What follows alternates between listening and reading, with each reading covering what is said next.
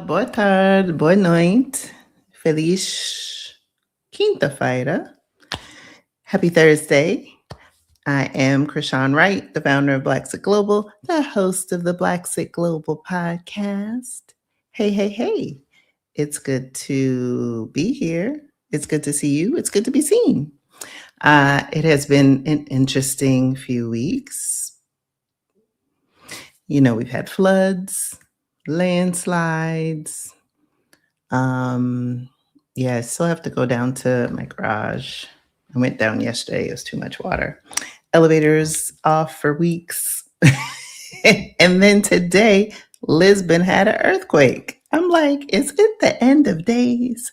I mean, if it is, Lord, you could whisper in your girl's ear because then, I can spend all my money.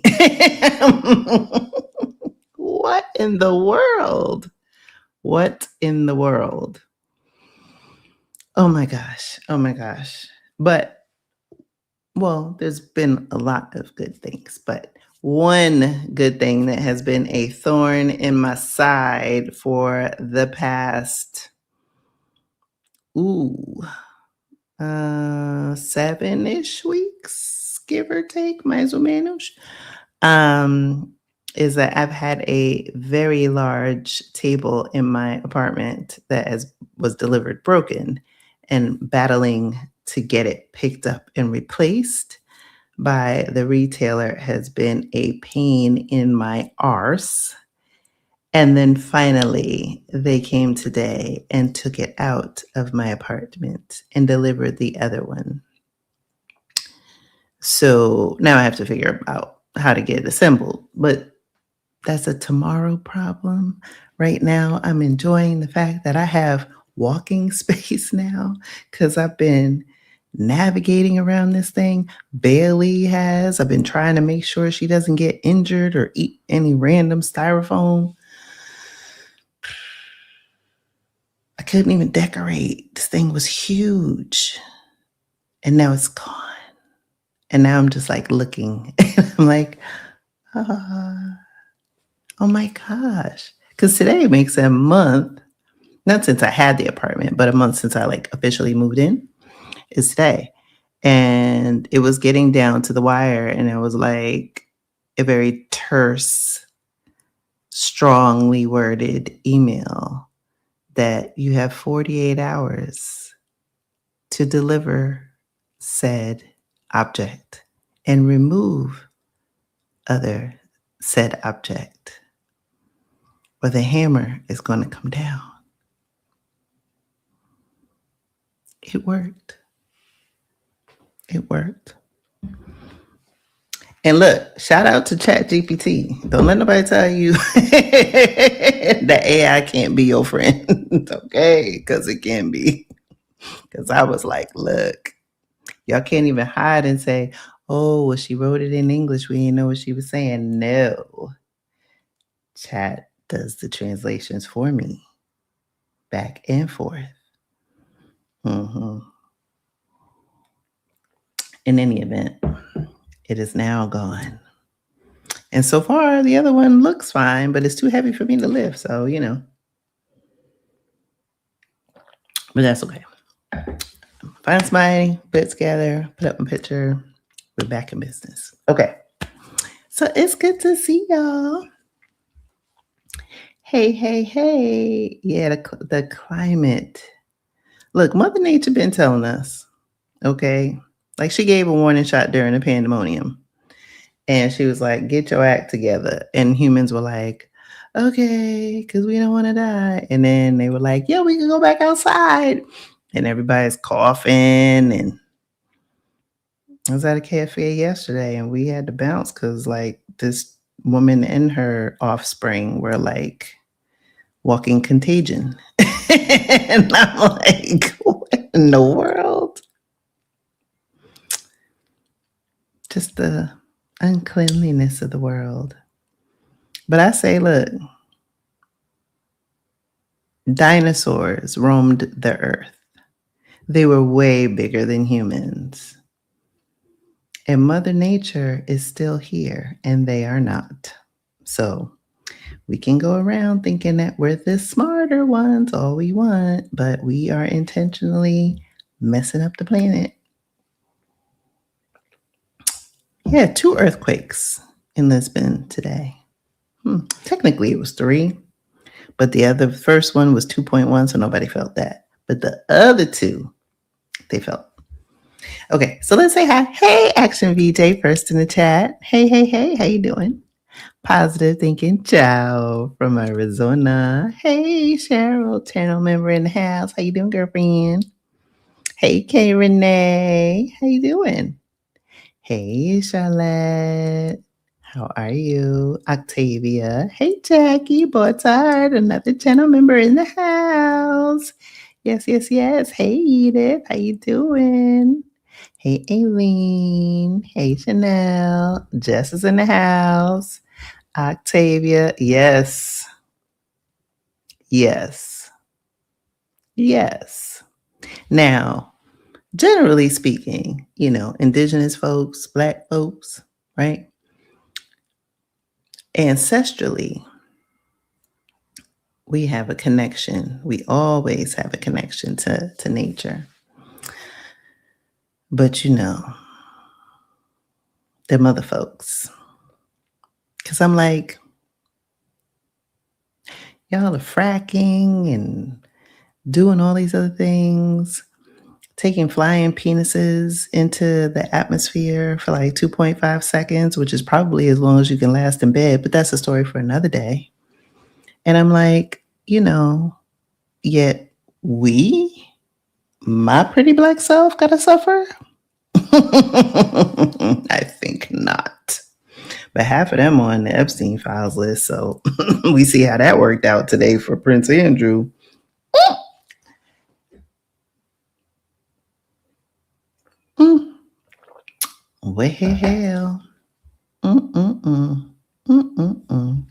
Hey, Benita, how you doing? Yes. Yes. We didn't feel it in Coimbra. But, and I did my roll call, checking on folks, because that's how I be. But fortunately, everybody is fine. Everybody's fine. Winnie B, hey, luxury bucket list. It's winter is interesting. Winter here, because we're a temperate climate, is mostly rainy. I'm further north now. And of course, I decided to move north, and that's when we have like unprecedented floods and landslides and, things like that. But it's okay. So today was like 57, so it was good. Yeah.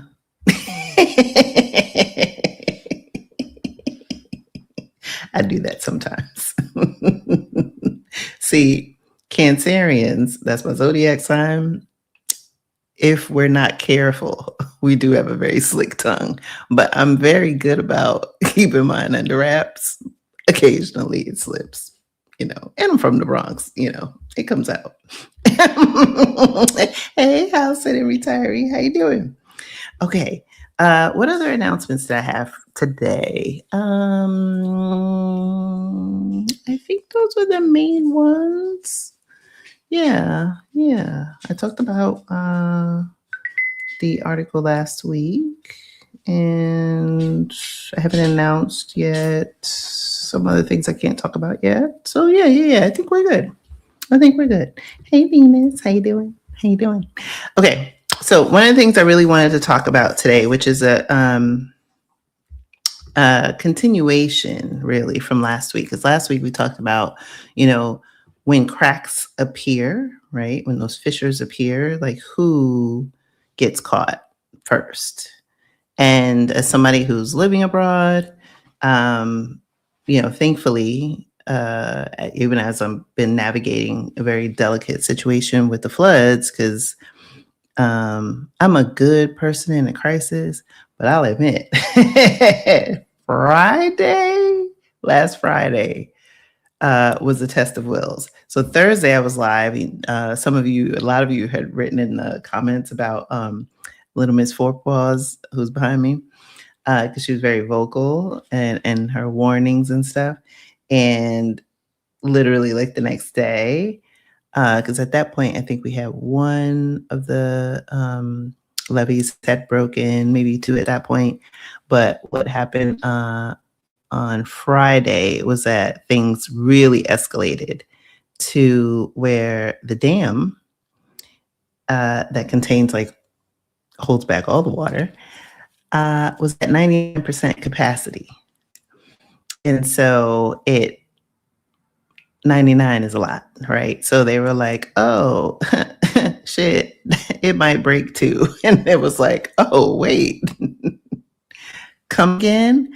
And I'm like, look, I'm A2 Portuguese. I only speak in the present tense. We didn't learn past tense. I shouldn't say that too much. But I'm watching the news and I'm like, thankfully, I can't understand everything, but I can understand when you're in a crisis. Ooh, boy, I'd be like, I'm a polyglot in a crisis. So Friday got real. Big generator was like literally outside my window. CNN was outside my window. Big old generator. About 20 engineers come outside. I'm like, holy shit. Big old hoses. They closed out our neighborhood. Schools were closed. The university was closed. They started closing businesses in the downtown Coimbra area because they were like, if this dam breaks, this is biblical. Like, gush. Like, we're just gone. So they were taking these big inflatable hoses, like right outside my window. And next thing you know, it's like all this water shooting up in the air because they're trying to get the dam, and again, as much as I can understand, the level down. And so it was hours. And then it got quiet. And then I looked outside. And then they got the dam to 90%, which was still high, but definitely not 99. Like 99, if it breaks, bye. Like, because then I was like, oh, I could use the broken table and build an ark, and Bailey and I will go. Because I was terrified when I saw all those men outside. I was like, oh shit, are we about to be evacuated? Like, that's what it was really like. My stress level was like, I probably should get a massage at this point, but anyway, all that is to say, that's my little bedtime reminder, but all that is to say is that in this day and age of climate change, political crises that aren't just localized to the country that you live in, and that's why I wanted to rewind to lessons from 2008, 2009, because Black women in particular, man, we have this intuition. We have this knowingness. The rest of the world, the other folks, they don't. And they don't like to listen. But if we go within and follow that, we usually end up okay. So there are lessons from 2008, 2009, as I started to kind of see things fitting together and looking oddly similar that I felt were relevant for our part 2.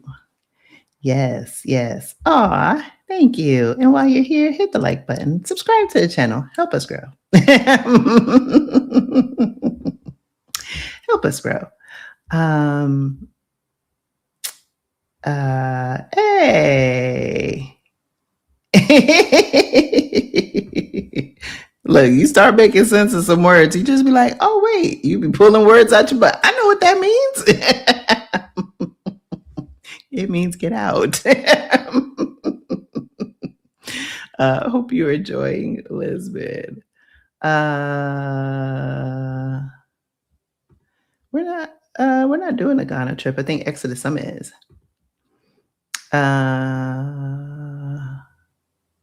Okay, so obviously I help people move abroad. I've been doing this for 6 years, and I've been abroad almost 3 years. Kind of hard to believe that 3 years has gone by. But like I said, there's just things that are happening now on a global level. And so whether you're moving abroad, you're in the process, you're thinking about moving abroad, or you currently are abroad, this is a lot for you. Okay, so I wanted to kind of set the table. And as I was like kind of putting my thoughts together, I realized like I want to go in reverse order. And so, like I said, largely this is steeped in learnings and observations from 2008, 2009. Some are my own experiences. Some are experiences of other things that I observed. But nevertheless, it's going to help you. Yes, yes. And so the first one is like the winners prepared emotionally first. And so first thing is get your mind right. So a friend of mine had been impacted surprisingly, and they're abroad and not their first country. And they were impacted in a big way from one of their clients. And um, was messaging me late the other night, and it was like, hey, first things first, like, don't panic. Because whether you are thinking that you might get laid off, know that you've been notified that you're going to get laid off, or you're already abroad and you have like contracts or some type of work that you're doing that may be at risk, largely because of the shenanigans in the United States. This is a time for you, as much as you might feel anxiety, trepidation, unease, and uncertainty. That is normal. And depending on where you sit in that spectrum, pre-move, post-move, your reactions are going to be a little bit different. So if you are, let's start with the people that are abroad. If you're already abroad and you're living in a country that has some type of social supports, you might not be able to tap into those social supports fully because of your status as an immigrant.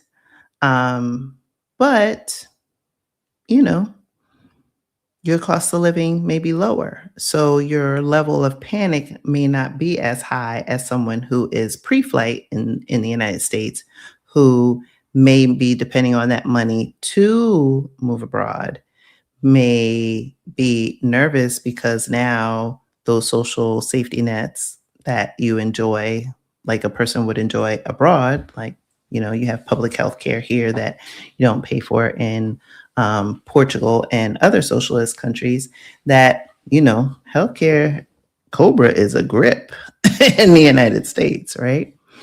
And so being able to ground yourself in what is a today problem and not allowing yourself to project into the worst case scenario is going to do yourself a big service.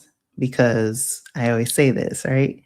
If you're alive, you're watching this, you're breathing, you have survived 100% of your best days and 100% of your worst days. So you have a great track record for success. Do not panic. Do not panic, because that'll allow you to think strategically instead of reactively. When you think reactively, first thing you're going to do, you're going to panic, you're going to make impulsive decisions, you're going to have blind spots that you're not even aware of, and you're more likely to make a mistake that can be an expensive mistake. Okay. All right. Skills beat credentials during instability. Now, I'm saying this mostly to Black women. We are the most educated demographic in the United States. That's something to be proud of. Look, I have a bachelor's, a master's, a mini MBA, digital marketing, some other certificates I've accumulated around the thing. You can check the LinkedIn's. Um, we get the stuff. And what I do see, especially having shepherded people abroad through Black's the Global Passport, which is our private community, off of social media, which detour for a second, get off of social media, get out of Facebook groups, get out of Facebook groups, get out of Facebook groups. We made the decision, Black's the Global made the decision in 2021 to move our community off of Facebook intentionally. Again, reminding you, I was a digital marketer for a number of years. Most of the things in your cabinet, I worked on those brands. I know how these platforms work. I'm telling you right now, don't do it. Get off. You want to get in community? Get off. Get into a community, whether it be Black's Global, Expat App, Exodus Summit, all of them. Don't be in them other Facebook groups, I'm telling you. Anyway, back to the story. We love a good credential. And what I also see people doing is they will get close to their move or planning and then think about, oh, how can I have these skills, or what are these skills that, employers might be looking for in country X, right? And then they leapfrog into an expensive or timely credentialing program that takes away your energy, right? You have to work your job in most cases, still run your household, try to study, plan your move. It can be a distraction. However, if you're able to leverage the skills that you already have, right, that can actually give you a better leg up in terms of how to navigate stability. So, case in point, when 2008, 2009 happened, I was a lobbyist for a health insurer. And most of my career up until that job was in government. So I was a state worker for a decade and was only in the private sector for a year at that point. And then everything went kapow, right? But during that year, I had successfully pivoted out of government work into the private sector. It was the first time I had made six figures. I think I had a big jump because my last job at that point was maybe like 30,000, and then I jumped into the sixes. And but it was in New York, and I never paid as much for health insurance as I did when I worked for a health insurer in my life still. Anyway, so what I did in that role was I decided to go beyond my role. So instead of just doing like government relations and all that other stuff, I was doing, like overlapping on my own, right? With the marketing person, thinking big about some campaigns that we were doing. And so I knew that I still needed to kind of pull away from government. And the best way for me to do that was by experience. Because I was thinking at that point, I was maybe 31, maybe 32-ish. And I had no time to go, or the money to go back and get another degree, like to get a formal MBA. And so it was like, okay, how do I get to the right answer faster? And so I had, put on this, we had this healthcare bus that had to like go through all 5 boroughs and into upstate New York, and this like full scale campaign. And I was able to pull that off. And so all that is to say, fast forward when everything happened a year later, when they came in and cleaned house, right? That was when like Lehman Brothers fell, like everything was falling apart, right? The global crisis. Um, I had been able to leverage not only my public relations skills that I had acquired doing government and state work, and I started a blog, and then a couple days later, CNN, I think was the first one. CNN asked me to come on, and then MSNBC, and I was like, wait a second, like the blog was up maybe a week, uh, and all that is to say, like that whole period happened, and I had a job interview. Um, Coming off of, I think maybe the CNN. I remember walking to CNN from a breakfast, and then I was like, "Oh, well, I have a job interview," and they were like, "Oh, well, we can send you in the car, to the interview." So I show up at the interview with like 20 pounds of TV makeup on, which TV makeup is very different than regular makeup. So I looked like a woman in the night, and then I had to explain to them like why I have all this makeup on, and I was like, "Oh yeah, I was just on CNN," and blah blah blah, and they're listening to the story and they're like, "Oh, you got the job." It's like, wait, what? And again, minus the MBA and all that stuff, right? My bachelor's is in English. My master's is in social work. How I get that job? How did I get that job? Skills. Skills beat credentials during instability. Okay. I'm going to take a pause because I know I said a lot and I'm seeing a lot of comments. Just take a quick look.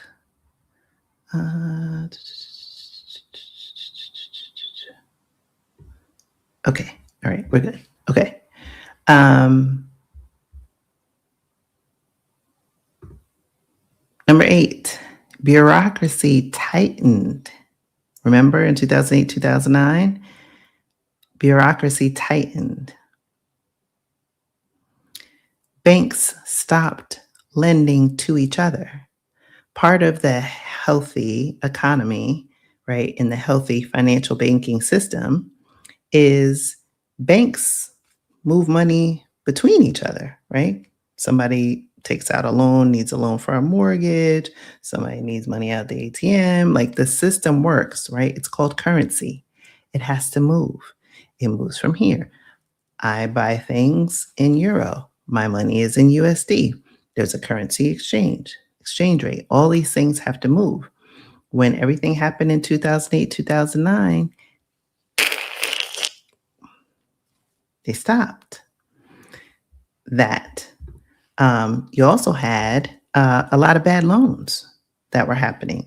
Now, it looks very different for us in 2026, right? At least as of right now, banks aren't tightening.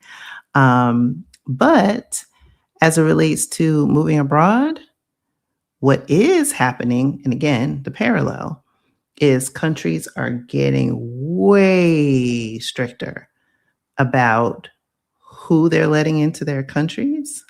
How, and some countries are like, how many people we gonna let in from certain countries, right? So you have rules that are tightening around how much money you have to have because most countries don't want you coming in there broke.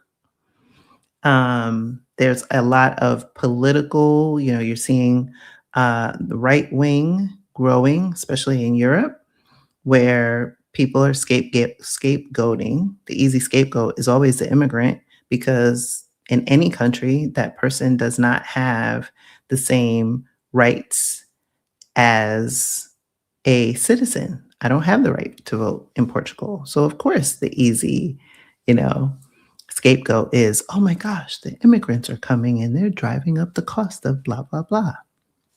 Meanwhile, every apartment that I've rented, my landlords who set the rate have all been Portuguese, right? And I get it. And this is a nuanced thing.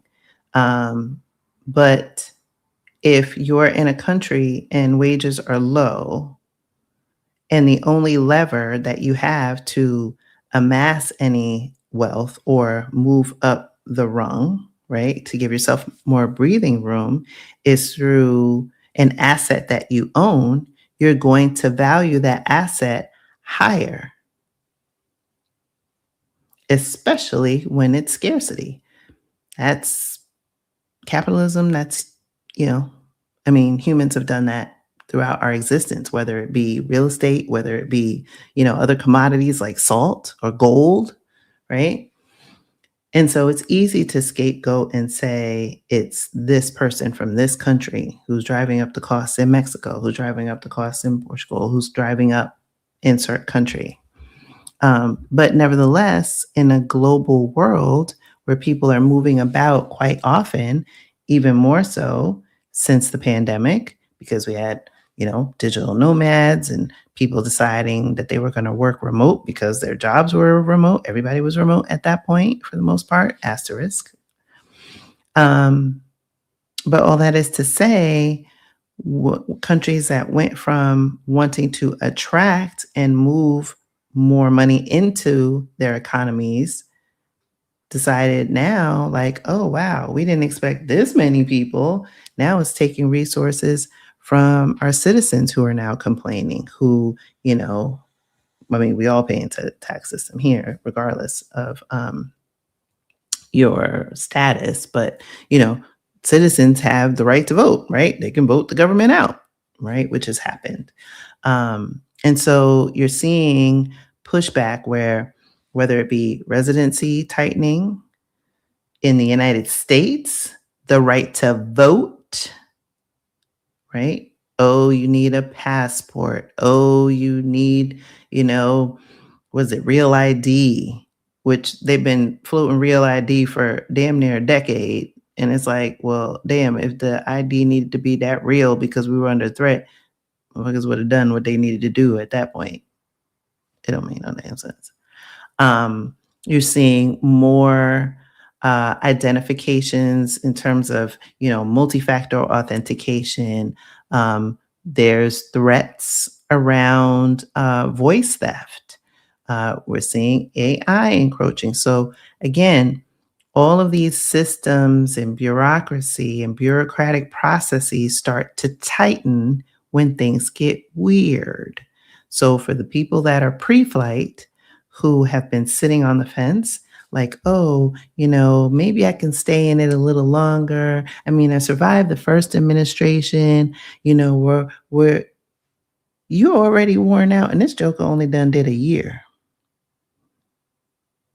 And then for the ones who are already abroad, who thought to some degree that the distance, not being in the continental United States was enough, might be feeling differently. Because not everybody that moves abroad has done it through the, let's say, proper process, right? Some people bop around. As long as they can go, through their visa, which is not to say that's improper, but some people choose to bop around. They say, oh, okay, I can stay in this country, 3 months. I can stay in this, part of the world or country 6 months.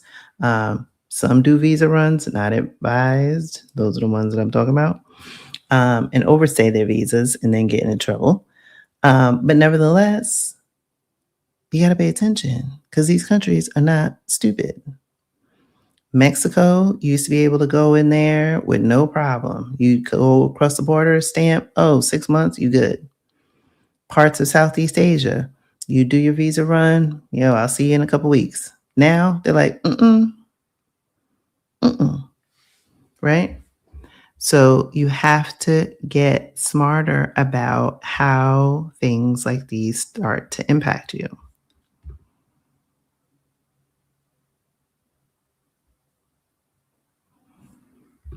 You know that's right.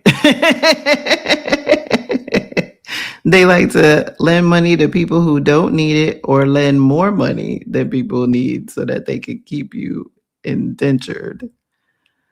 Number 7, networks became the real job market. So this was interesting. In 2008, 2009, like I said, um, it the global financial crisis was real.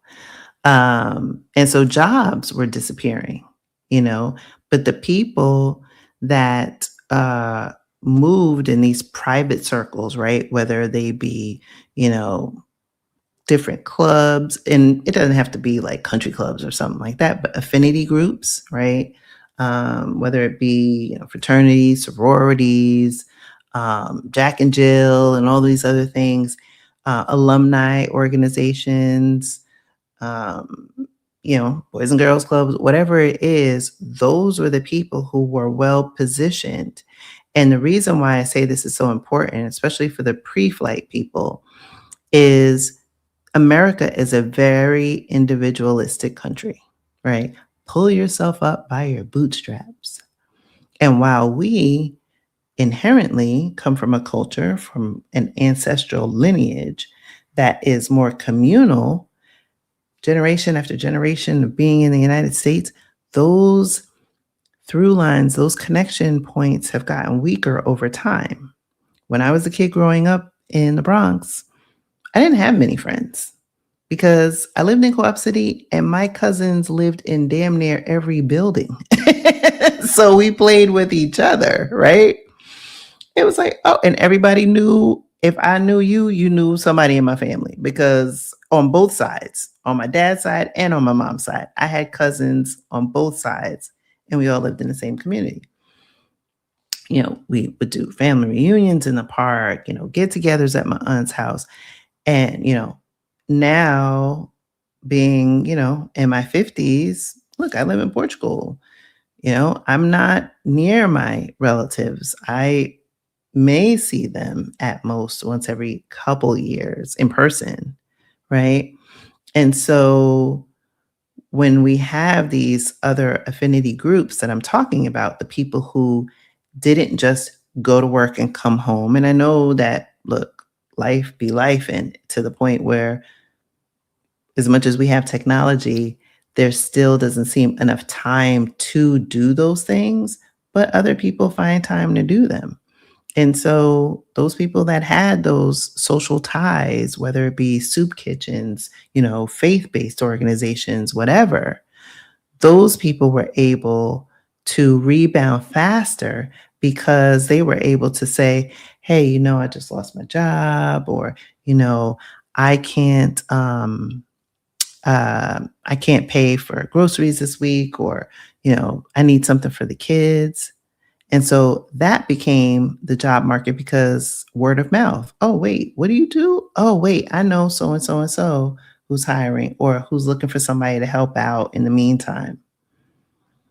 And so what that means for the people who are currently abroad, uh, we tend to create community and go to places around the world where we have community, whether it be, and this is not, all inclusive, but whether it be Costa Rica, Panama, Portugal, South Africa, Ghana, Rwanda, right? We're going places where it is, and we seek out, when we're in those places, we seek each other out more so than we have done in the States, because it's almost like you get penalized to some degree. I remember working in an office, and if we were like congregating or talking to each other too long, it's like, oh, I don't want anybody, saying anything, or mm-mm. And so, to the extent that you can get in community, whether it be Blacks Global, watching this, joining our community, Blacks Global Passport, when I see our members, especially the ones that attend our accountability groups, they are sharing information. They are helping each other find jobs. They are, giving each other resources and support. So if one gets to this country and they're like a couple steps ahead of somebody else, they're making connections, whether it be looking for an apartment for so and so, calling somebody else on the phone, hey, I'm getting ready to release. I have a conflict. I can't make my immigration appointment. I know you need one. Do you want to switch? Da, da, da, da. These things are happening because networks, community. And so it becomes even more relevant. Okay, I said a lot. Let me just make sure y'all staying with me.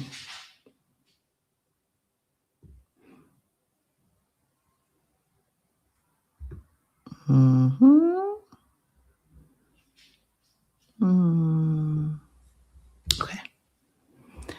Where did I leave off? This.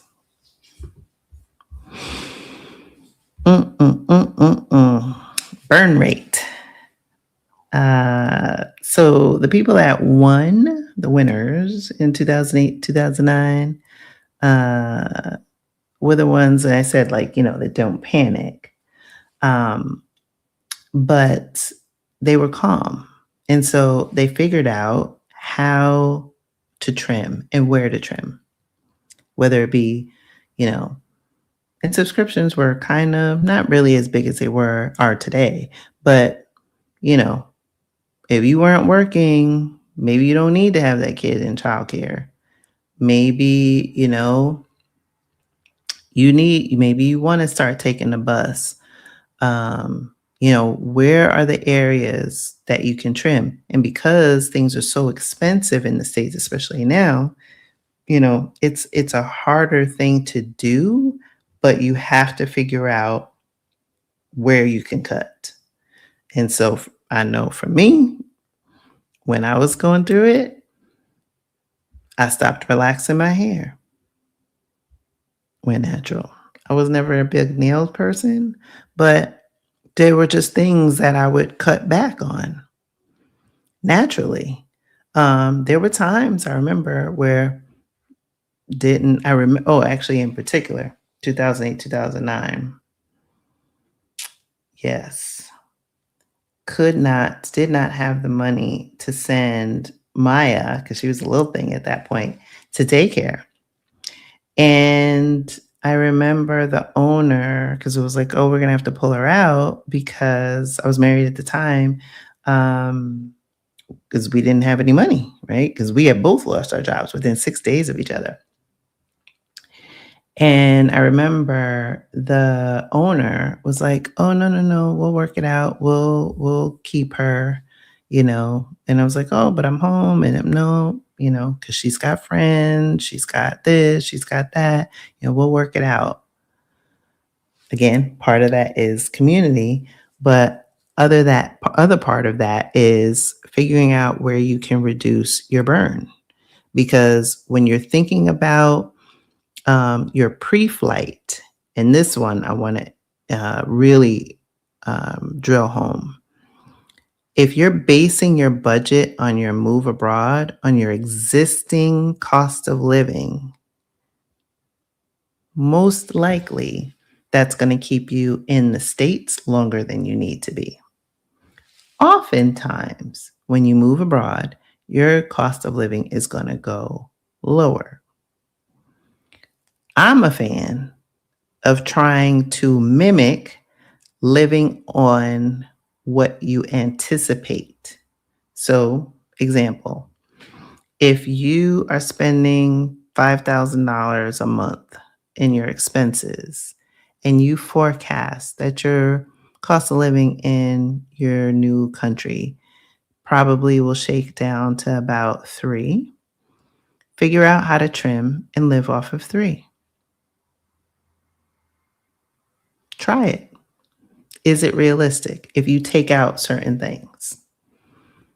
Maybe it's the subscriptions.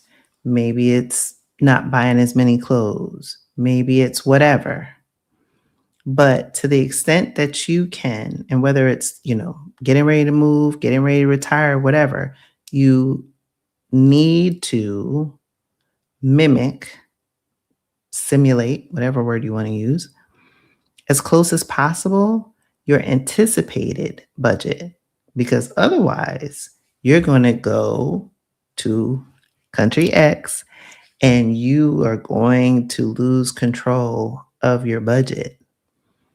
Because in that first year, your expenses are higher naturally. And then you have all of this anticipation of what you wanted your life to be, what it's going to be like. It's Shangri-La. You're in your honeymoon phase. For those of you who are married, were married, want to be married,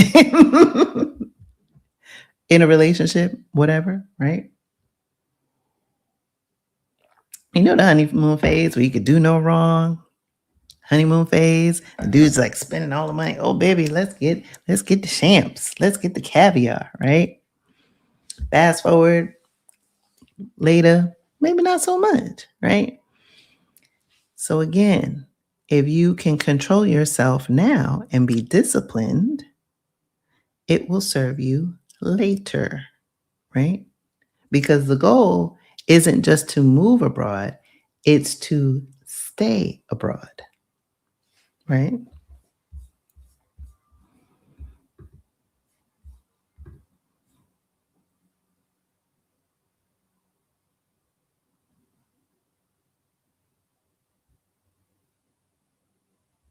Mm. Chanel said, so many things I went without back then just never got added back. It ended up being so helpful over these decades. Cutting back this time feels more like a challenge than deprivation. Absolutely. I did the same thing. Things that and it changes your behavior. Because like for me, and we'll get further along into story time. I almost lost my shirt with that. And the biggest takeaway, biggest learning, and granted, this was, 17 years ago, but it stayed with me because I said, never again. Like, if I hadn't been as exposed as I was, which, this list that I'm sharing, like I said, it's partly my own experience, partly other observations. If I hadn't been as exposed, if someone had shared how to avoid that, yeah, it would have been a different outcome, right? Now, at the same time, I can say, 17 years later, being on the other side, you know, I guess the blessing in all of that is A, I didn't repeat it, but B, that I'm in a position that I can impart this wisdom to other people and help them avoid the same thing. Help them see and read the tea leaves.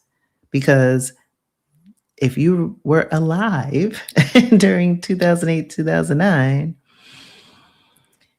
and you remember how big it was, and it happened like that, like a switch got flipped, similar to 2020, right, with the pandemic. One day you was just running around and people are kind of, talking about, this virus, to, no, gotta go home, stay home. And we stayed home for years. So that's what I'm saying. Take heed to the similarities.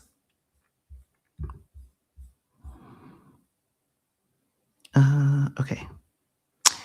Geographic flexibility multiplied stability. Ooh, this one, story time. Okay. So the people that were the winners in 2008, 2009 were the people who were able to geo arbitrage. Story time.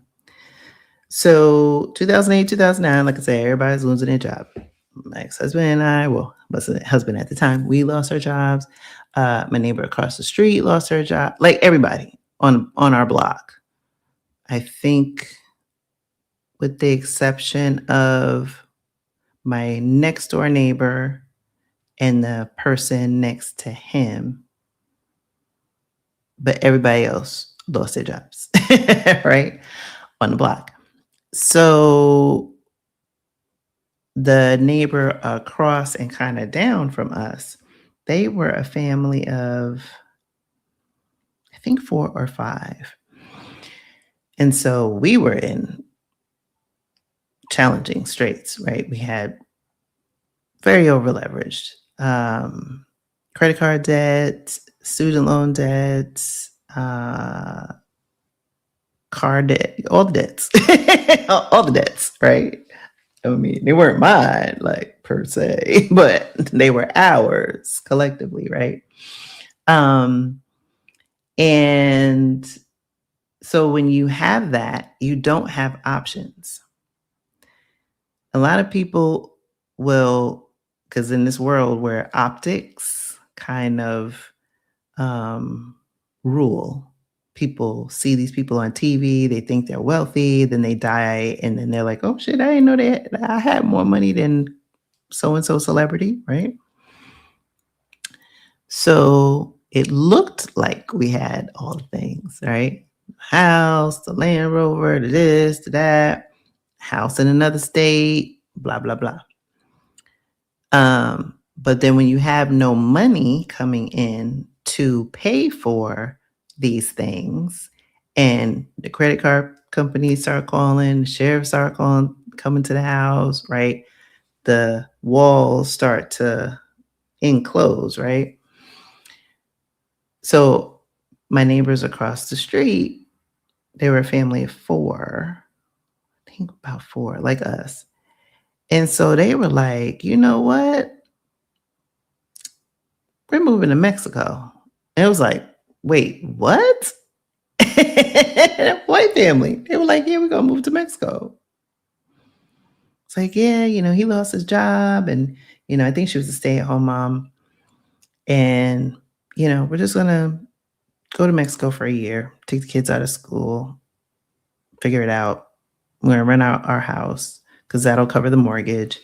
And yeah, we're just going to write it out there because we have some money saved up, and, cost of living is cheaper, and then we'll ride it out. Meanwhile, Krishan could not do that. I could not. We were underwater. Remember, 2008, 2009, right?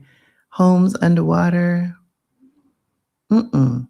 Every time I was trying to write a check, which I didn't have, to pay the mortgage, what the house was worth was a lot less than what I was on the hook for, let alone the multiple cars, the other mortgage, because the people who was living in there weren't paying. Like, it was just, come on, right? And so I was just like, wow. And so they went for a year. She taught. As I said, Spanish? Nope. She taught English.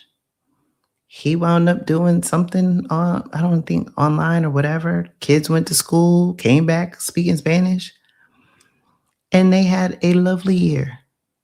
And it was enough for them to stabilize financially, enough for them to, keep their house. And then they came back. He got a job. She wound up doing something or whatever. But, everybody else, people that was still sitting here, my neighbor who's across the street, she was a vice president at one of the, I think,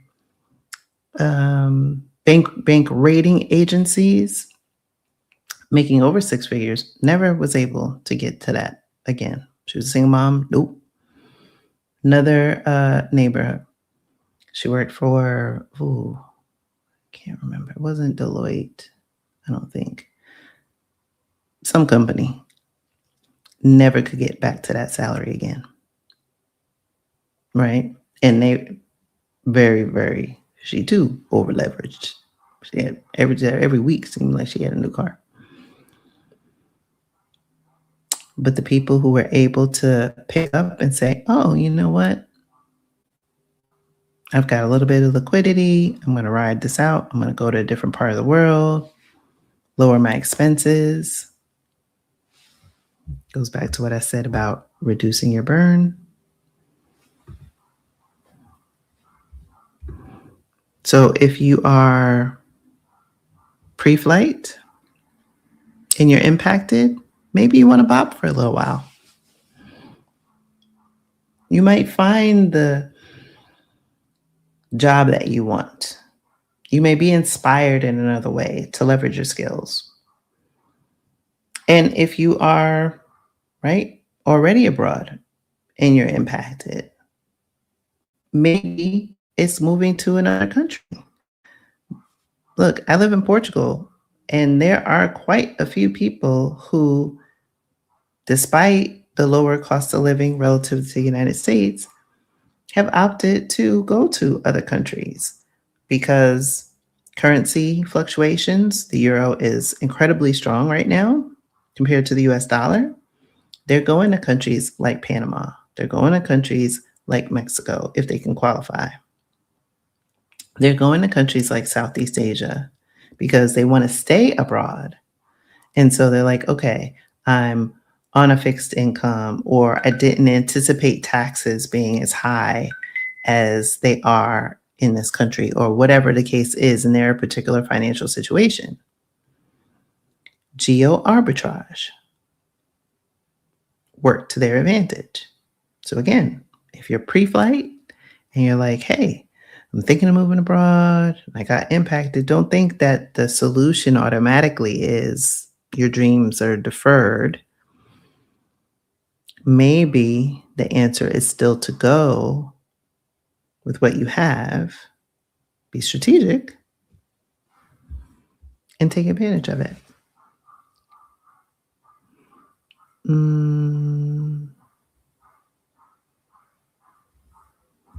Edith said, yes, those who knew about and executed geo arbitrage in 2008 and 2009 were fine, are fine. Yep.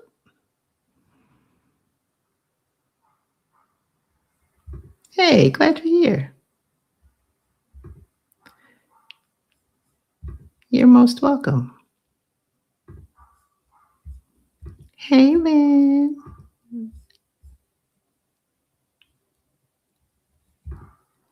Edith said, same position, 2008, 2009, my family, and we were underwater, nobody paying rent. Yep. Lot of people.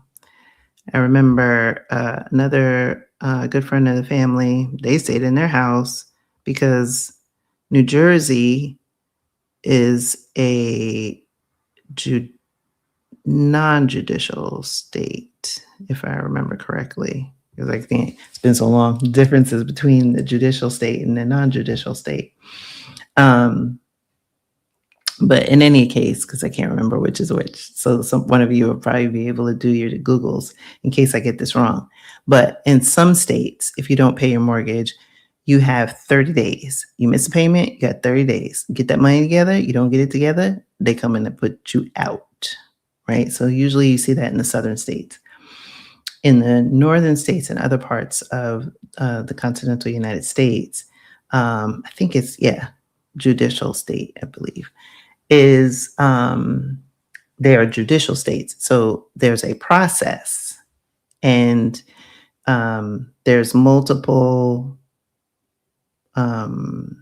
steps along the process in which you can cure the deficiency that won't put you out into the street.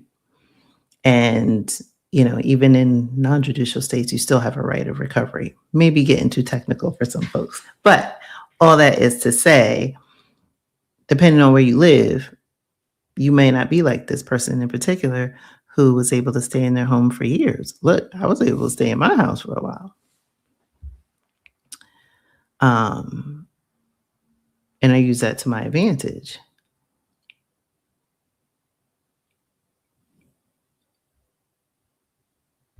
Number 4,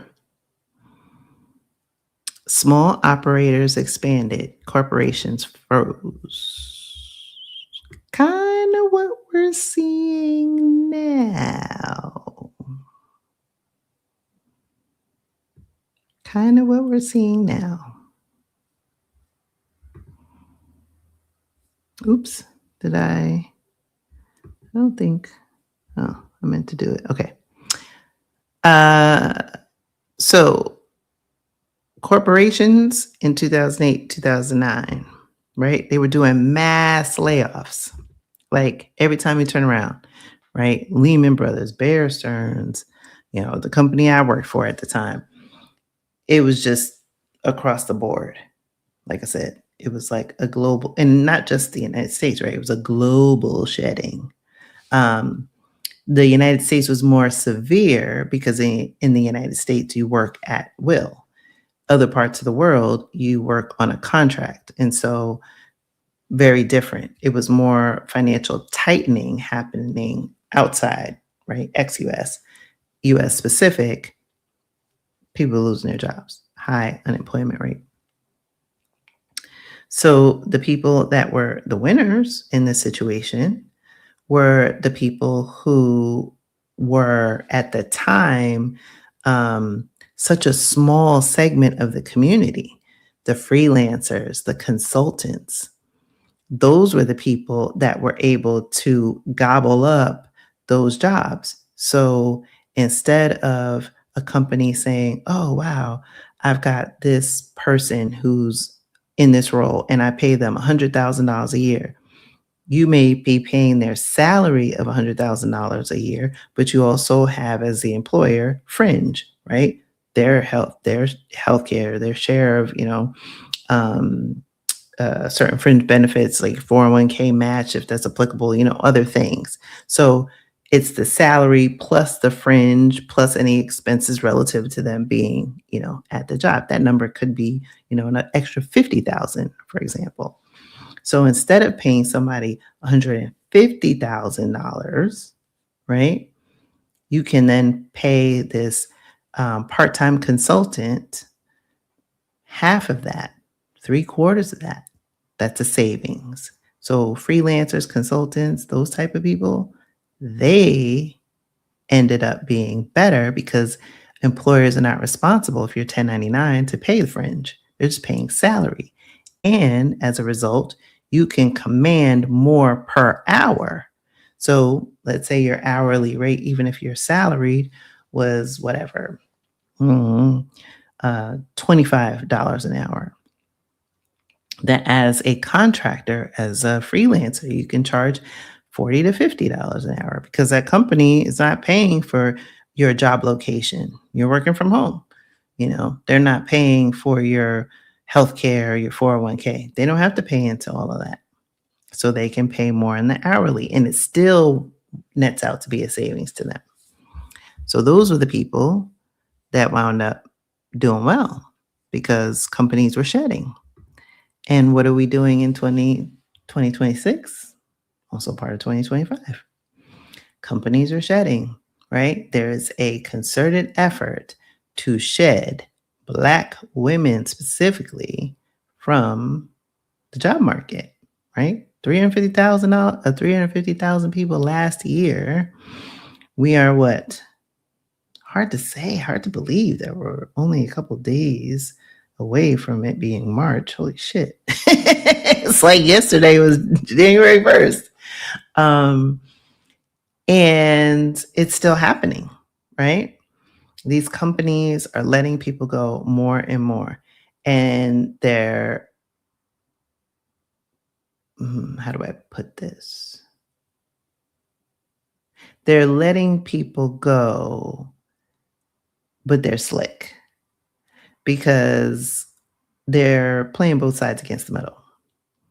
These are the same companies that were like, oh, we believe in diversity, we blah, blah, blah, blah. But once the administration came in, delete, let go, etc. And so now, right, they bundle people in a mass layoff. This way, it doesn't look like it's just because you're Black or you're female or you're over 40 or 50 or 60. I mean, it can be the PR move is, oh, we've got efficiencies because of AI. Oh, I remember last year and the year before y'all jokers saying, no, or every time you turn on the news, oh, AI is not a threat. AI is not a threat to your job. What did you think they were going to do? Admit it? Give you time to plan? Give you time to leave the plantation? Absolutely not. Give you a head start? No, that would not be as much fun for them. No, no, it would not. Because these are the people that go and they say, oh, we're a family. Mm.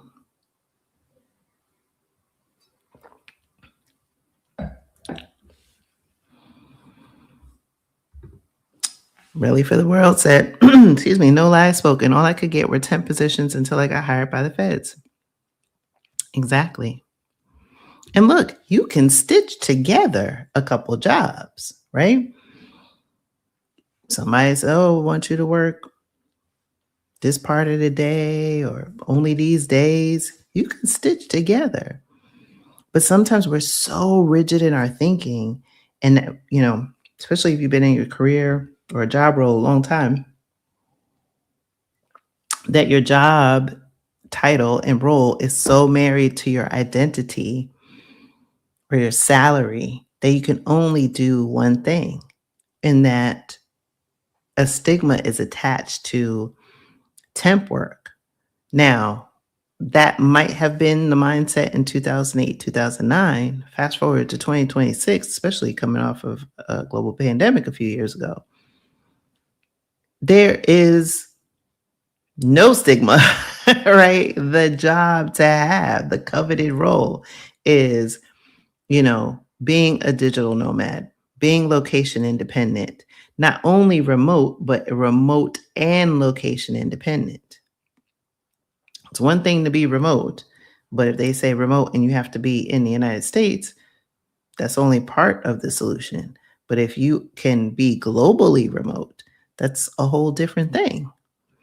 But again, it's like being able to think and position yourself better. So for the people that are currently abroad, if this is impacting you, you have to cast a wider net than you have in the past.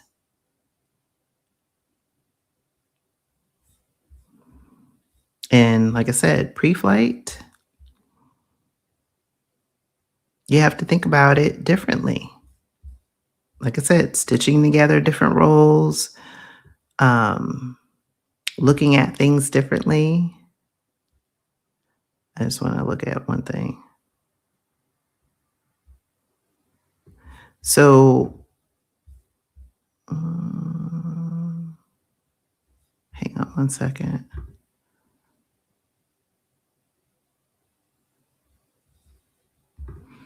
So one of the things, let me put that one back up. One of the things that helps, especially when corporations freeze, if you're already abroad, is figuring out where you can have your safety. If all of your income is tied to contracts and employers that are in the United States, and they have any ties to the federal government, either strong ties or even ancillary ties, I mean, anything, right? You are at risk. And so, to the extent that you can align yourself with a company, even if on paper the wage is lower and I'm just using Europe as an example because I live in Europe, not because I'm pro Europe. But if you are in Portugal and you have a employer that is in France or a contract that has you on the euro, that has you earning in the euro, not USD.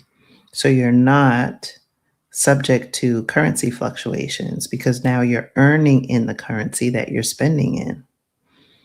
right? If you're in the United States pre-flight and you're thinking about moving abroad, and you're like, oh, I could do this and I could pivot into this, and I just need to find a US based employer that's going to allow me to go and be remote somewhere. You have to think differently. What are the skills that are in demand in a country that has a desire for your skills and expertise, that is either willing to sponsor you or allow you to work for them? And also, something that, Americans in particular have to keep in mind, your US based resume is not going to help you get a job in another country in most cases. So, how do you think about the format of your resume? How you highlight those skills, right?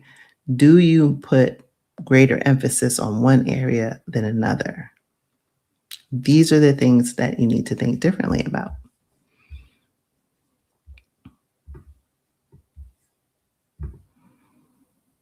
Identity flexibility created opportunity. 2008, 2009, people, the winners and the losers. I would say this one is most similar also to a lesson in 2020, right? In 2020, the word was the year of the pivot. And in 2008, 2009, the people who were able to pivot were the winners. People who lost were the people who were protecting their professional identity. I am a VP of right? I can only look at VP roles or above. I can't take a step down in salary, probably because your cost of living is too damn high, but that's a story for another day, right? But in the United States, we reward identity. I'm a this, I'm a that, my job, my office, my this, my company. If they can let you go, it's not yours. Newsflash. And if they could boot you out, they're not family. My family ain't putting me out.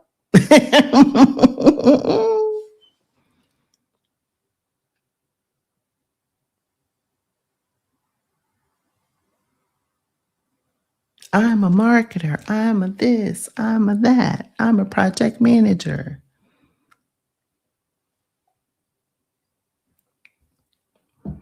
Because we've attached self-worth with job title, with salary, with the things that are trappings that mirror or signal success. Even education, right? I always say, they ain't gonna put none of that shit on your tombstone.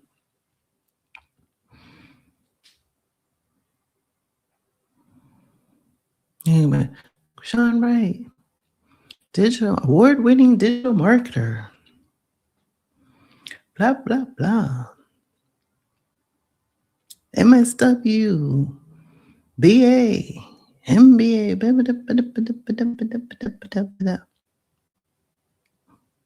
founder. No. But mother, daughter, sister, friend,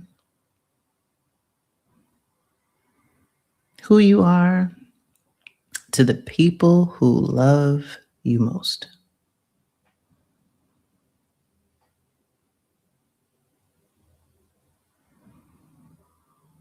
That's what it is.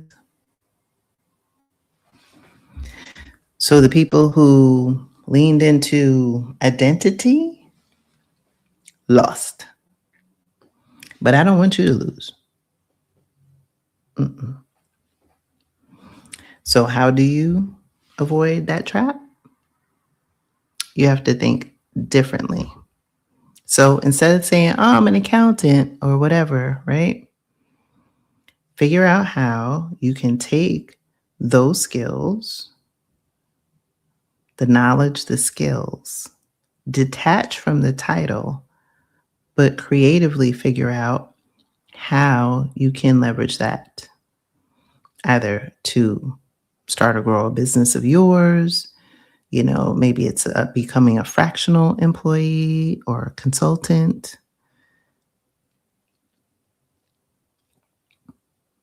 Thinking of it differently. Or maybe you're going to retire, right? And part of your life phase and lesson is detachment, is detaching from identity title, right? I had to detach from identity title when my oldest left the house, right? Not that I wasn't mom anymore or a mom of two, but the day to day, Miles, did you pick up your stuff? Did you do your homework? Like all of that.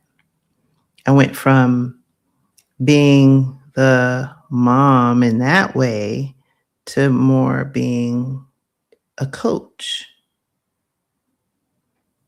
It wasn't necessarily, oh, that's Miles and Maya's mom, right? I became Krishan. Um, I was quick to detach from my titles the older I got and the further along in my career.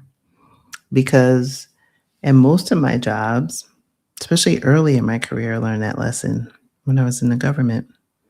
I had quite a few coworkers pass away. Grueling job. And I said, oh, you know what? You dropped dead, and before the body's even cold, they got somebody else doing the job, or they have it posted.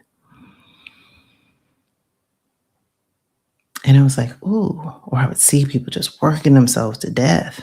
And I'm like, ooh, to avoid going home. I remember this one lady in particular.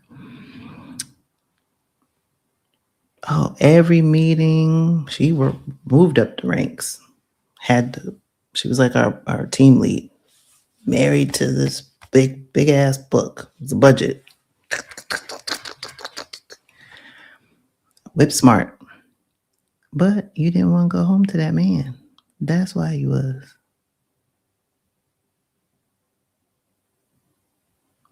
So all that is to say, sometimes we attempt to admire certain attributes in people or certain things that they have. Do you really want that? Or is society telling you that? Because if you could really pull back the covers, is that something? Or are you okay with what you have? Or better with what you have?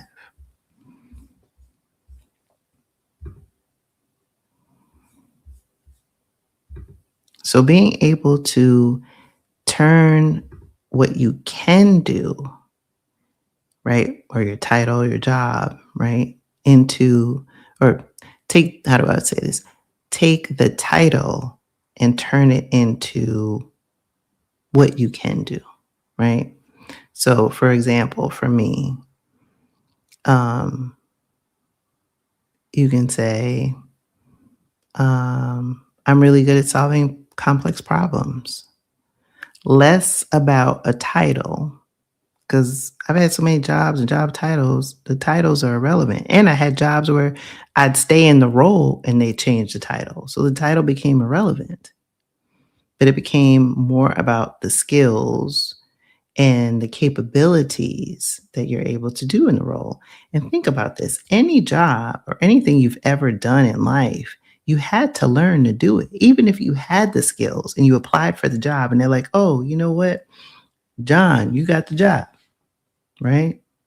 Barbara, you got the job. Renee, you got the job.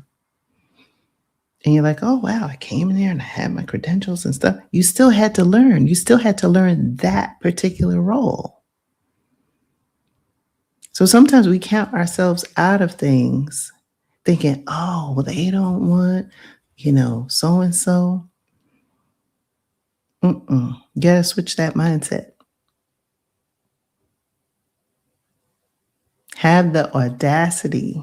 Have the audacity of a mediocre white man.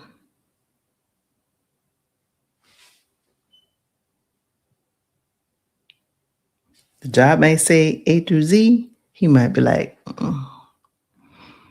I could do A and B. I know they want A through Z, but I could do A, maybe part of B.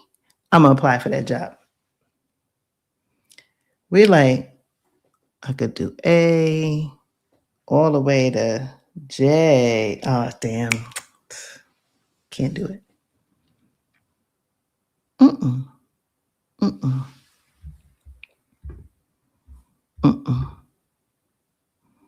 Detach, my friends. Detach.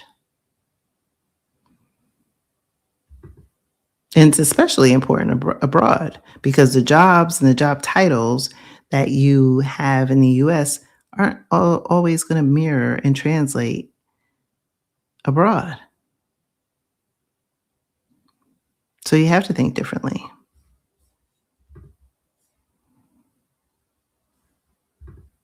Yep. Nobody cares about your title.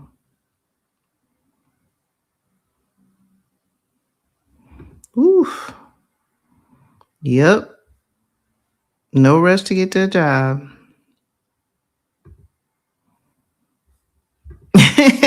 Look, that's what it is. And they were like, ooh, got it. And they'll go and they'll get the job. But you'll stay in your head, overthink, talk yourself out. Mm-mm. Mm-mm. Okay, let me speed this up. Number 2, liquidity was more valuable than assets. Oof, baby. So the winners were the people who had cash and flexible resources. Losers were people whose wealth was locked. Now, this is probably going to be controversial to some, right? Because I know there's people out in the internet sphere, some in this space, some not in this space, who are big proponents of, oh my gosh, you got to grow your wealth through real estate. And they're like, oh, this is, you're millionaires or multimillionaires on paper because you have all of this money in real estate, or the real estate is worth blah, blah, blah. No. No. Mm-mm. You don't own it. Mm-mm. Oh, I got these cars, right? If you leasing the cars, you're just taking care, because people will lease a car and take extra good care of that car, putting the best gas in it, washing that car every week, never miss maintenance. Don't overdrive it because they want to be able to give it back with low mileage. But the bank, first of all, that car already depreciated once you drove it off the lot. So now at the end of that lease, you're giving back to the bank a car that they had already figured was going to be worth this. And now it's worth more because you took good care of that asset. You paid them for the pleasure of you taking care of their shit. Right? Same with a mortgage. Now they trying to peddle a 50-year mortgage.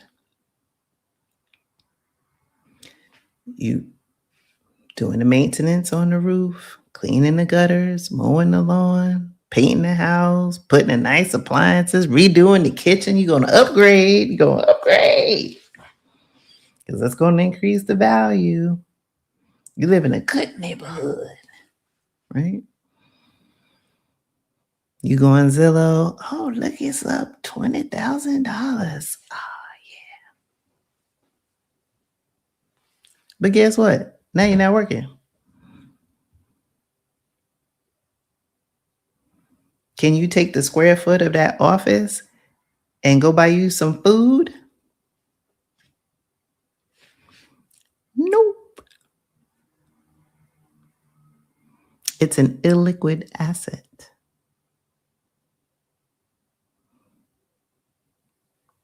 Unless that house is paid for, that ain't your house. That's the bank's house.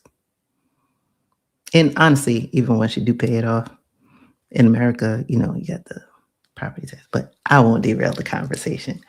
All that is to say is I'm not a fan.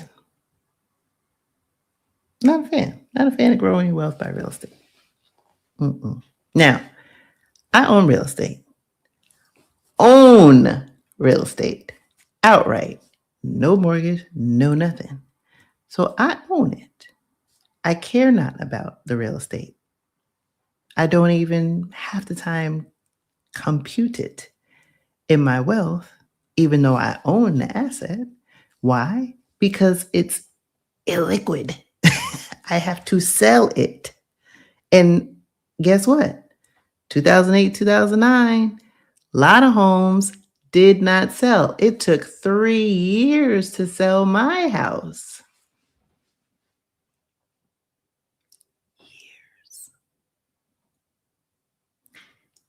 Years. And so, for the post-flight people, I'm very cautious. Because you've not heard me say, oh yeah, I'm moving to Portugal. And first thing I want to do is buy a house. Now, I'm not against people buying real estate abroad if they want to.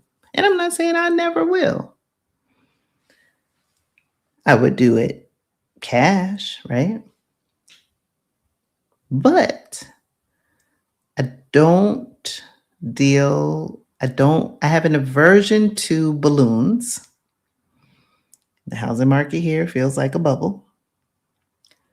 I have an aversion to balloons and bubbles. I have an aversion to not knowing.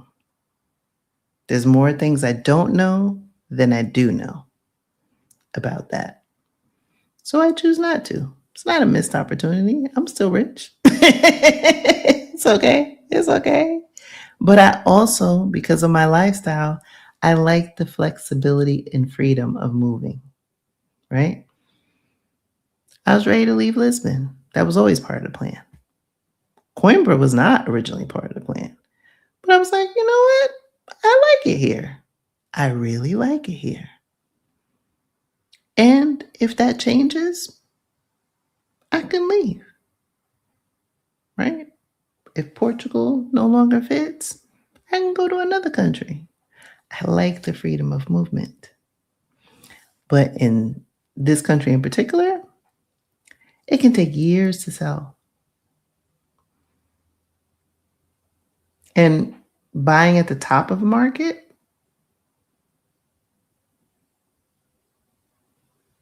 did that once and almost lost my shirt 2008, 2009. So what does that mean for you guys that are pre-flight? Things that are happening in the United States, if you have an asset that you can sell, like a home, in order to spur your move abroad, sell the home, right? Because I see, and this is mostly for the people you'll know, that want to hold them houses for their kids. You mean the kids that don't have a job? Because a house is not a blessing if you can't pay for it. Because who told you that owning a house was the American dream? The banks. That's right. The same people who said, oh, we'll loan you $500,000 for this. And we're going to give it to you now. And you give it back to us in payments over 30 or 50 years. So essentially, you're going to pay us in interest at least $500,000 more. And then people think, oh, but in 30 years, it'll be worth $1 million. So it's free. Or whatever fuzzy math they came up with. Forgetting that homes need heating and roofs and lawn care and HOAs and taxes and all of these phantom costs.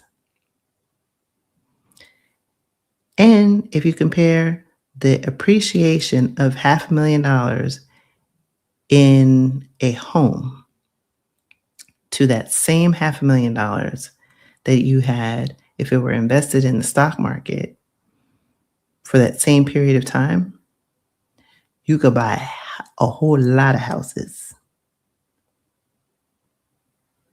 The American dream is a nightmare, right? We already know that to be true. So if the American dream that we know to be true is a nightmare, why do you think owning a home, which is supposedly part of this dream, is the good part? No. Mm-mm. Nope. That's right. And he's in the same house. He's a multi-billionaire. He in the same house. Exactly. But who told you to dream? Who sold you to dream? The banks. Look up. The American dream. Banks needed to sell mortgages. They branded it as good debt. Same thing they did with student loans. Good debt. There's a difference between good debt and bad debt. Student loans, good debt. Home ownership, good debt. Because student loans will help you move up in life. Home, the American dream, the white picket fence. You own something. When I own something, can't nobody take it away. Nobody. But if I gotta pay you in order for me to hold it, I don't own it. I remember, because I'm a woman of a certain age, where people that worked at banks, they make no money. Banks were giving out toasters and shit to get people to open accounts and stuff. Now these big banks, bankers, make moolah because they had to create a marketing speak. Same thing about, 2 months salary for an engagement ring. De Beers, they said, oh, right? Before that, diamonds were not the stone. But now everybody, when they get engaged, they want a diamond. Google it. It was a marketing. They said, oh, how are we going to move these diamonds? How else can you spend 2 months' salary? And ever since then, decades later, it's embedded in people's psyche. Oh, I'm going to propose. Well, how much should I spend on the ring? Oh, it's about 2 months' salary. Because some marketer told you that. And it got regurgitated. That's why I said part of living abroad and staying abroad is deconditioning. Deconditioning.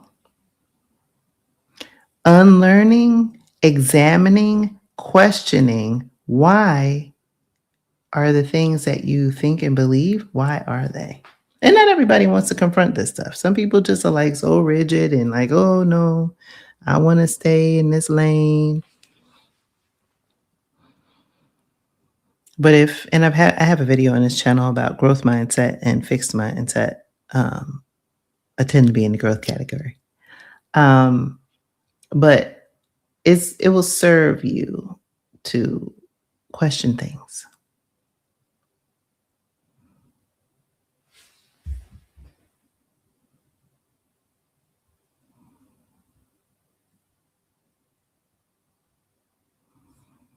Yep.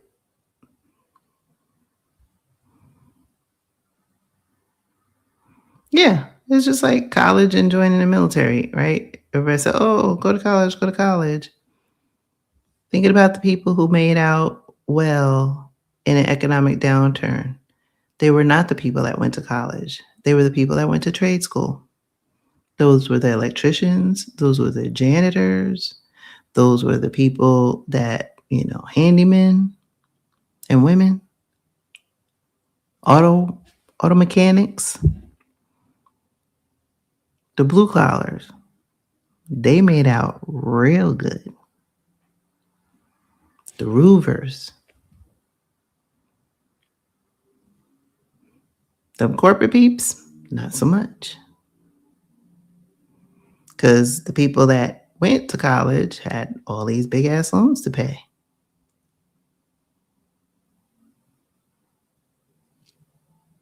People that went into the military, they came back, served their country valiantly, couldn't get a job. Came back exposed to illnesses that then they had to spend all this time in bureaucracy to try and get qualified as disabled because they was exposed to some shit.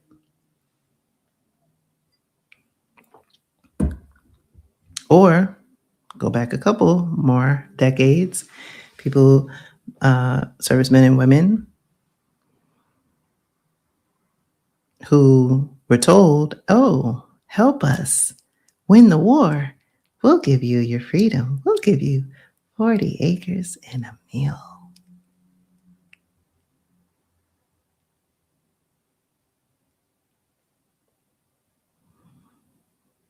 We'll give you land.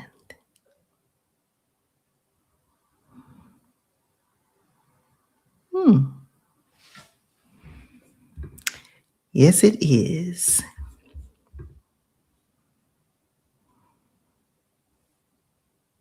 So yeah, 2008, 2009, the people that were the winners were the people who had access to savings, the people who had low debt loads or no debt loads. Yeah. And last but not least, cash flow beats income any day of the week. They have, okay, before I make the 2026 analogy, rewind to 2008, 2009. 2008, 2009. The winners were people who could generate money quickly.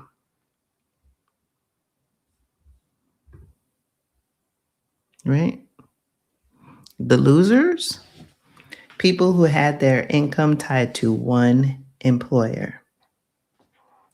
Translation, the people who had all their eggs in one basket. If you have one job, or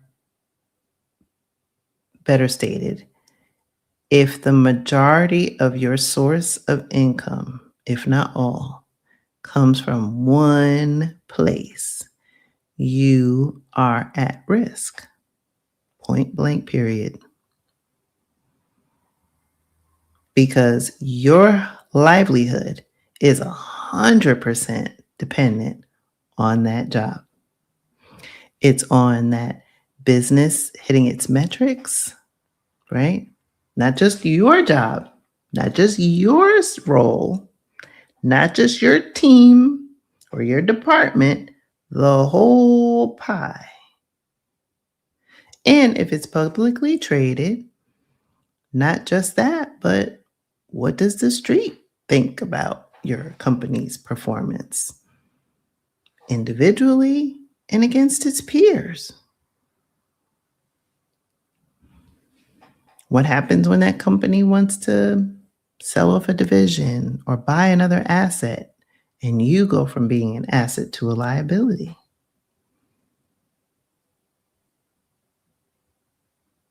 If you get your money from one source, you're at risk. So the people who had a job and a side hustle, or a job and rental income coming from an asset or investments, or maybe their partner or spouse was retired and getting a pension, and so those people had a little different mix, better positioned. And if you didn't have any debt or a low debt load. What does that mean for 2026? Pre-flight, I've already laid out for you. Like, you have to de-risk. Even as you approach finding a new job or positioning yourself for moving abroad, you still need to de-risk yourself. Don't have all your money coming from one source. And the ones who are already abroad, you got a contract. Your contract is with company X in the United States. Start looking at company Y that's in China or Italy or whatever. De-risk.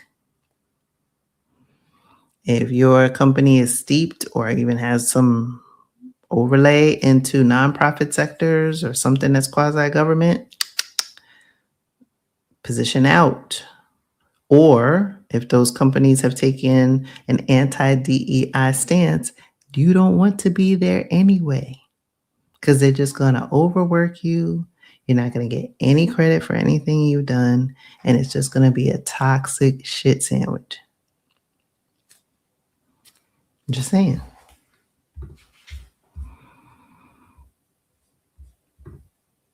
Octavia said, my learning from 2008 was to have multiple streams of income. Absolutely. And even if you have a business, right, an online business, you still want to have diverse streams of income. You don't want to have all your money coming from one source, even if you run your own business. You don't want to have one product or one service. You have to diversify. Okay. This went a little longer than I had hoped. So I'm going to get to some of the questions, and then I'm going to let you find people go. I think I answered that already. Don't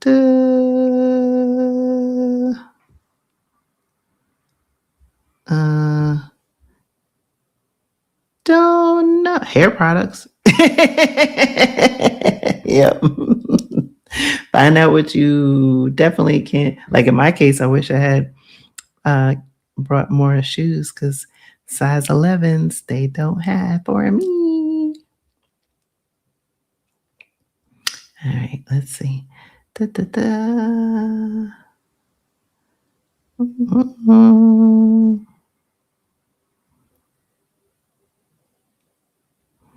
Okay. Oh, yeah. That was one thing. Thank you. Because I did not mention, and I should have mentioned it in the bureaucracy and the tightening.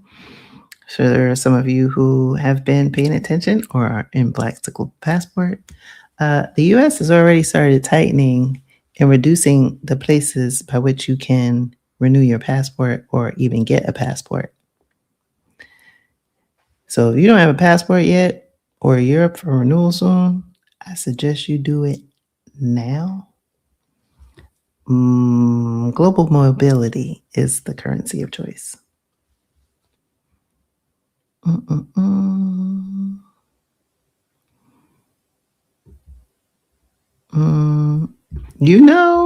done did all the things. What? For how many people? $1,100 a month for Cobra.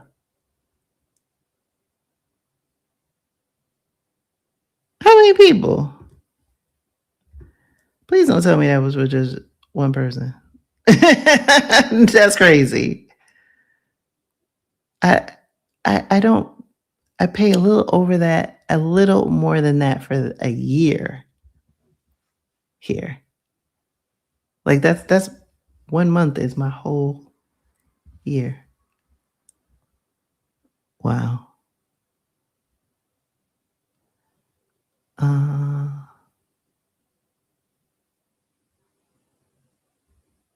um, mm. Mm, just reading to see if you guys got any more questions. I think I answered. Yes. But you know what? I'm telling you, I got an awesome village abroad.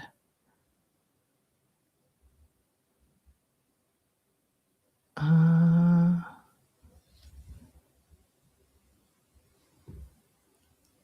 yes. Mm-hmm. Mm-hmm. Um,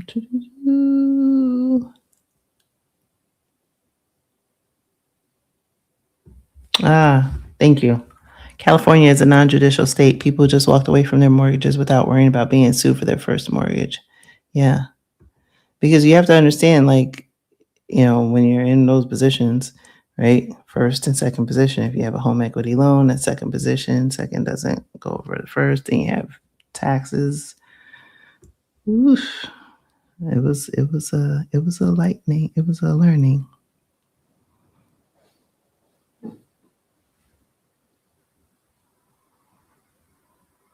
Is that Bailey? Uh, I don't remember. I might have shared it in Passport. I don't remember.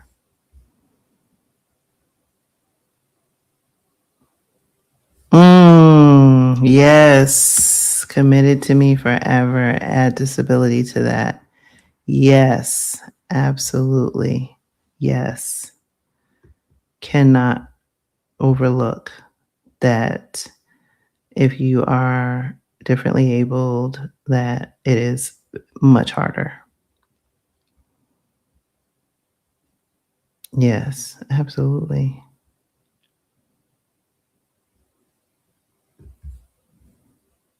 Mm, yeah, people pivoted. People pivoted. I remember this was a couple of years ago. I had Libria Jones on the channel. Her, the remote work queen, and she had done a program where she moved to another state. They paid her to move. Um, Gave her $10,000. I think it was $10,000 to move to another state for a year. Like that, those programs do exist. There are countries. I've covered it on this channel that will pay you to move. Actually, I think I shared in the group and on socials yesterday. There's a number of towns, in Japan that are paying people to move to Japan. Mm-hmm. People let their egos mess them up more than anything. Ooh, talk about it. I've done secret shopping. I've done retail. I mean, look. Coaching. Some of everything.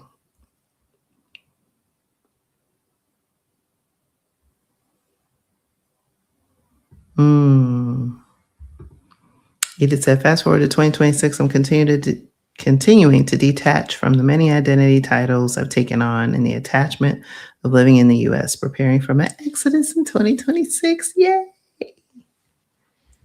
Yes, yes, yes, yes. That's right. Detach. Woo, talk about it. I live in liquidity and freedom. Yeah, baby, they're getting a 50-year mortgage, 7-year car loans. I'm like, this shit is bananas. Everything. Like, I was having this conversation with my mom. I said, everything in the US is a subscription. Like, like everything is a subscription. Like back in the day, I used to turn on the TV and then it would be free. And then, they had HBO, right? And then Showtime. But then you had free. Now, like Disney Plus, Paramount Plus, right? Like people, were away from the TV packages and moved to like the red boxes and stuff and then Netflix. And they were like, oh, I'm doing that and that saves money. And then everybody was like, oh, wait a minute. Now I'm going to take off my stuff from Netflix. I'm going to create my own app. And so Disney Plus and this and then the Apple TV and da-da-da-da and the Amazon and da-da-da-da and this and then delivery of things. Everything. Like your life is a subscription. Identity theft. You want to protect your identity. Oh, you want to protect your house. Subscribe to Ring and then. Yes.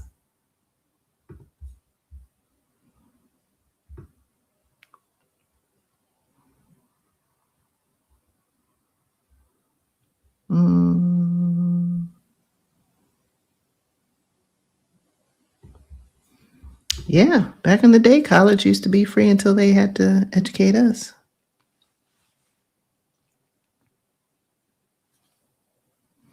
Then they said, oh, student loans, because they thought in their mind, white people were like, well, we got money. We'll pay for our kids to go because if keeping them out, violates the law and that's racism, well, if we pay, then it's not. And so they kept paying and paying and paying until they paid their asses out. Which is so funny. And they still do that dumb shit. It's like, look, we're 13% of the population now. Now, which that's a story for another day. How we went from over 50% of the population to now 13. But again, this live is already long, so we're going to keep that for another day.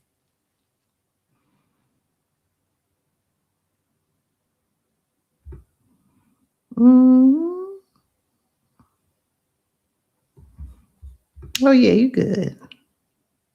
You good.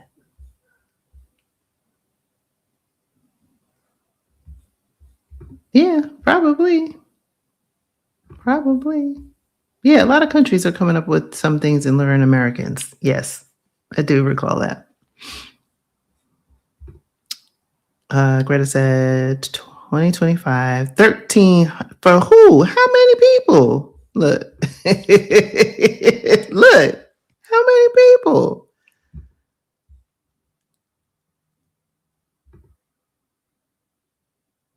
$964 per month for corporate.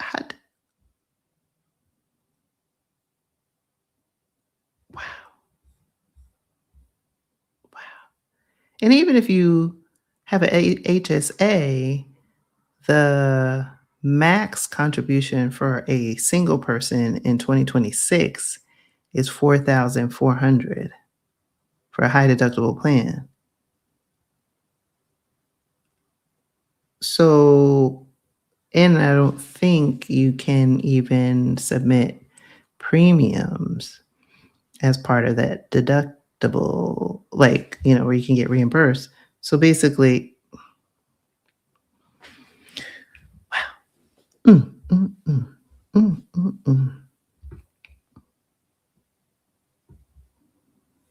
Wow, that's a steal. By today's numbers. One of my favorite whites. It's Cabriz in Portugal. It's what is it? Like €4 a bottle. Unless it's on sale and it's like $3. I like the white. And then I had the other day, I got the rosé for the first time. It was yummy. I love the brand. I have more expensive wines, but my go-tos.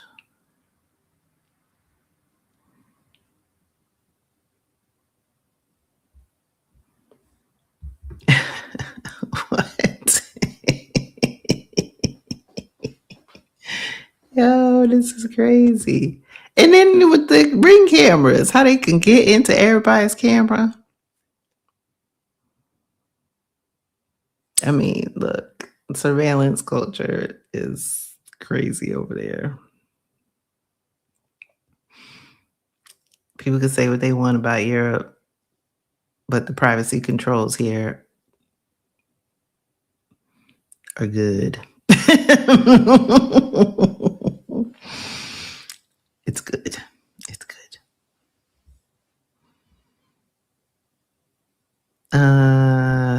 CABRIZ. Yes. Oh, yes. Being a bear is, yes. Yes. Very good. Very good. All right, y'all. I think that was it. I got all through the questions. I'll do a quick rundown because I know sometimes people want to see it. So, the top list, right? 10 down, up. Winners prepared emotionally first. Skills beat out credentials during instability. Bureaucracy tightened after the crisis began. Networks became the real job market. Reduced burn rate equaled psychological power. Geographic flexibility multiplied stability. Geo arbitrage, baby. Small operators expanded, corporations froze, much like they're doing now. Identity flexibility created opportunity. Detach. Liquidity was more valuable than assets. And cash flow, cash is king, right? Cash is king. Be sure to hit the like button if you haven't already. Subscribe to the channel. Trying to get to 10,000. Thank you, Nitrix. I appreciate it. Greta said I have prorate monthly in the HSA for 10 months max because codes. Oh, yeah, because you have to prorate it. Yep. Wow. Ooh, I hope so too. All right, y'all. Thanks for tuning in. Boom fin de semana. I will see you next week. Same bat time, same bat channel. All right. Ciao, ciao. Bueno.